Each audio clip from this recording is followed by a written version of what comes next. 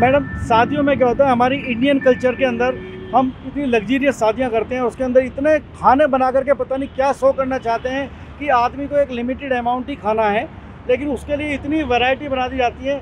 अब जब जितनी ज़्यादा वैरायटी होंगी उतना ही ज़्यादा वेस्टेज भी जाएगा। अगर वैरायटी कम है और खाना स्वादिष्ट है तो आदमी भरपेट खा पाएगा और सही तरीके से खा पाएगा, वरना वो ये हो जाएगा कि एक थाली में बहुत कुछ होगा और खाएगा वो कुछ भी नहीं, सारा वेस्टेज जाएगा। तो यहाँ हमें शादी करते वक्त ये हमारी नैतिक जिम्मेदारी बनती है कि हम उसी हिसाब से खाना बनवाएं, सीमित और स्वादिष्ट खाना बनवाएं।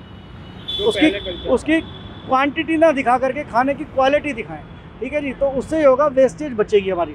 और अगर खाना बच भी जाता है तो वो खाना फेंका ना जाए, वो खाना गरीबों में डोनेट किया जाए। कहीं भी किसी भी प्रोग्राम में अगर वो खाना बचे तो वो हमारी जिम्मेदारी होनी चाहिए कि अब हमने अपने रिश्तेदारों को खिला दिया, अब हम इस बच्चे को खाने को कम से कम गरीबों को खिला कर उनकी 4 दुआएं तो ले लें, तो खाने का सदुपयोग होगा उस तरह से। ठीक है जी, थैंक यू।